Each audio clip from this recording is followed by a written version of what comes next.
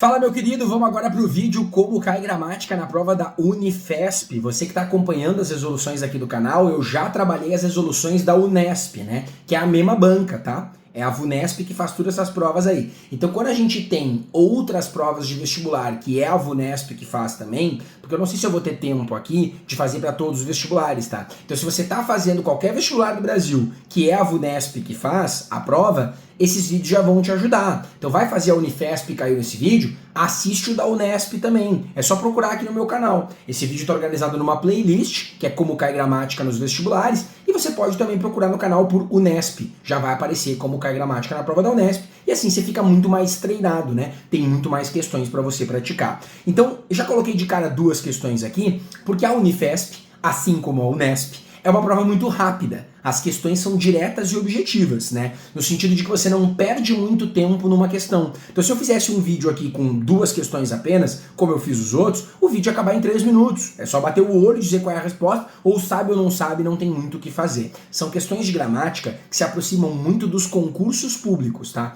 Um aluno que faz a prova da Unesp e da Unifesp, ele tá percebendo como cai num concurso público. Então, se ele vai fazer, por exemplo, outra prova de São Paulo, que não é da banca da Vunesp, vou fazer a prova da Unicamp, completamente diferente.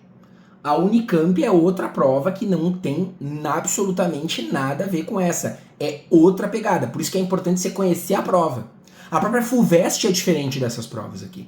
Já não é tão objetiva e tão direta. Então, conhecer a prova eu sempre falo que é fundamental. Já falei em vários vídeos pra galera de São Paulo aqui. Eu tô estudando pras paulistas. Tô fazendo um curso pras paulistas. De repente, de outras disciplinas funcione. Gramática é muito diferente. Não dá pra você comparar. Unifesp e Unesp, legal, dá pra estudar junto. Unicamp e FUVEST vão ser bem diferentes disso. Vamos dar uma olhada na primeira, então. O eu lírico recorre a um enunciado paradoxal no seguinte verso. Percebe? Onde está o paradoxo? Você nunca vai ver o Enem cobrando assim. Você nunca vai ver outras provas do Brasil, a UFSC em Floripa, a UES no Ceará não cobraria assim. Onde é que está o paradoxo? Resposta letra B. Dos prazeres, o mais cruel pesar. Se existe um pesar, que é uma tristeza, dentro dos prazeres, isso é um paradoxo. Não tem como, dentro dos prazeres, eu ter o mais cruel pesar. Então a resposta é letra B. E aí se você me perguntasse, Lauro, por que as outras não é? Porque não tem paradoxo nas outras. Não tem nada de oposição que se anule, né? Sinto o bárbaro efeito das mudanças. Não tem nada que se contrarie e se anule. Mínimo prazer não me consente. Teria que ter uma referência a mínimo e máximo.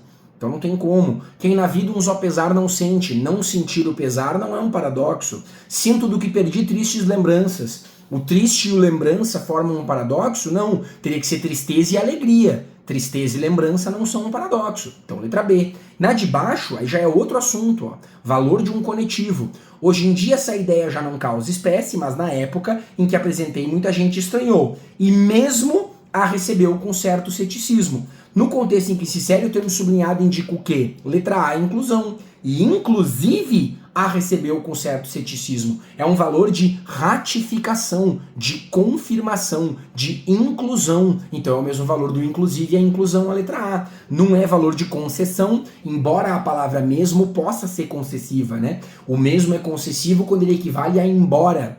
Equivale a apesar de. Então quando eu digo assim, Lauro, mesmo não tendo feito curso contigo, eu tô me sentindo preparado com os teus vídeos. Apesar de não ter feito curso contigo, embora não tenha feito curso contigo, isso é concessivo, que não é o caso que estava ali no texto. Condicional, acho que o mesmo nem pode ser condicional, não consigo pensar num exemplo. Comparativo também não e final também não. Então, ficaria entre inclusão e concessão, que são dois valores que a palavra mesmo pode ter, só que você teria que verificar pelo contexto, pela frase que está ali em cima, qual era esse valor. Nessa questão, nós temos uma pergunta sobre o para, né? A classe gramatical do para. Observa, o termo sublinhado em nunca afirmei que a emoção era um substituto para a razão, primeiro parágrafo, pertence à mesma classe gramatical do termo sublinhado em. Observa, olhando só o enunciado, não parece uma questão tão difícil, né? Porque o para é uma preposição. Essa é a função dele. As principais preposições são para decompor em a. Então, o para, dependendo do caso, junto com o que, para que, são uma locução conjuntiva, uma conjunção. Mas fora isso, o para é sempre preposição. Se não for o para verbo, né, de para de incomodar, Para é preposição, tá tudo certo. De é sempre preposição, com é sempre preposição, em é sempre preposição, por é sempre preposição, só que olha a sacanagem dos caras, botaram o a nas alternativas, ó. Em todas elas tem o a. Por que eles fizeram isso? Porque o a pode ser preposição, pode ser artigo, pode ser pronome oblíquo, pode ser pronome demonstrativo. Então a sacanagem deles não tá em você conseguir identificar o para, tá entre você conseguir identificar o a das alternativas.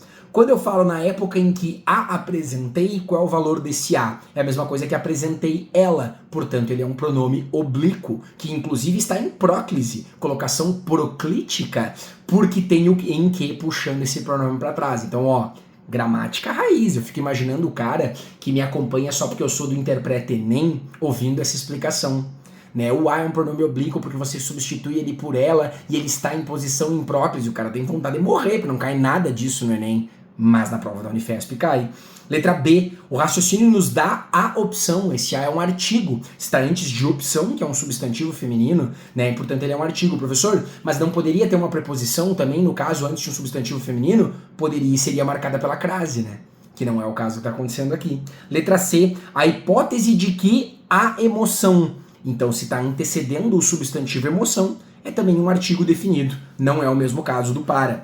Com a emoção desempenhando, perceba, se o aluno fosse esperto, só olhando ali a C e a D e vendo que é o mesmo a emoção, ele já cortava as duas fora. Se ele percebesse que na letra B só trocou emoção por opção, mas é o mesmo raciocínio, já cortava fora também. A maior dúvida que poderia surgir era entre a letra A e a letra E, que é o nosso gabarito, né? Então a letra A teria que saber que é um pronome oblíquo, e a letra E, um esquilo ou um pássaro não pensa para reagir a uma ameaça. Quem reage, reage a alguma coisa. Isso é a preposição. E o uma é que está desempenhando o papel de artigo. A prova poderia ter aproveitado para cobrar crase, né? Já aproveitamos para estudar aqui. Por que não vai crase nesse caso? Porque antes do artigo uma nunca existe crase. Crase é a junção de preposição mais artigo definido a. Então se tem o uma ali, ele está mostrando para a gente que o artigo não está presente e que, portanto, não tem como ser a nossa resposta. Resposta dessa questão era a letra E.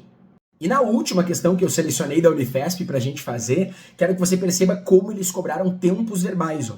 O verbo sublinhado na conjugação em que se apresenta indica o fato pontual no passado no seguinte trecho. O que o aluno precisava saber aqui, né? Bastava saber qual verbo está no passado? Não. Você precisa saber qual é o tempo verbal que indica fatos pontuais no passado. Não é qualquer passado. Se você fosse verificar só o passado, vamos tentar ver o que dá para eliminar. Letra A. Se você seguisse o coração em vez da razão, tudo daria certo. Daria certo está no futuro do pretérito. Então não é uma ação no passado. Pode ser um futuro dentro do passado, mas não é a representação de um passado, é o futuro do pretérito, então não tem como ser. A emoção era um substituto para a razão? Em que tempo verbal está esse era? Pretérito imperfeito. Perceba, se você não souber tempos verbais, né, o objetivo dessa aula não é ensinar tempos verbais para você, tá? Você viu o título ali, né? Como cai gramática na Unifesp. Não é uma aula, aprenda tudo, né? Aprenda tudo em 1 hora. Não é isso. Nós estamos fazendo isso, é um vídeo curto mostrando para você como cai. Tem que saber que o era está no pretérito imperfeito. Letra C. Construir a hipótese de que a emoção era parte integrante. Construir está no pretérito perfeito. Então já tenho 2 alternativas no pretérito. A letra A não pode ser porque é futuro do pretérito, mas já tenho 2. Baseado em meu estudo de pacientes neurológicos que apresentavam, é pretérito imperfeito também. O apresentavam está no pretérito imperfeito, assim como a letra B. Letra E, o raciocínio nos dá a opção de pensar. Está no presente. Então se o dá está no presente, já está fora. Vamos ver se tu tá ligado? Qual é a resposta certa? Vamos ver se você consegue usar estratégias de interpretação na Unifesp. Sabe quando eu vou dar aula de gramática? Eu ensino gramática, mas na hora de resolver questão, tem toda aquela malemolência, né? Chave mestra tá aí presente para poder ajudar em tudo. Se a gente já sabe que não é nem letra A nem letra E, 2 alternativas B e D, Brasil e Dinamarca, indicam o pretérito imperfeito. E só uma que é a letra C indica o pretérito perfeito. Qual que tu acha que é a resposta? Letra C, cara. Porque se a resposta fosse letra B, pretérito imperfeito indica um fato pontual, a letra D de Dinamarca também seria correta e vice-versa. Não tem como eu ter 2 corretas. Então só pode ser letra C.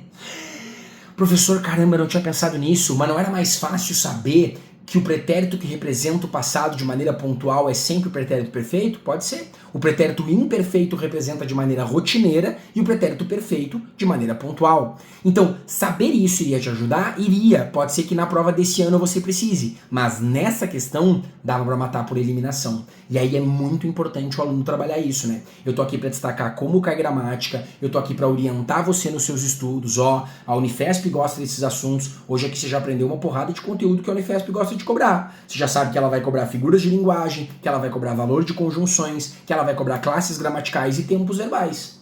Você já pegou isso da Unifesp sem precisar fazer aulão comigo, você já sabe isso aqui. Mas o que mais que ela vai cobrar? O raciocínio do aluno, a estratégia de prova, saber fazer questões. Então, se preparar para uma prova é muito mais do que decorar uma lista de questões que podem cair. Se preparar para uma prova é você saber resolver essas questões e chegar nessa prova e chegar na resposta, que é isso que a gente está tentando te ajudar aqui. Valeu? Para você que vai fazer as paulistas, beijo para você, bons estudos e arrasa nessa prova.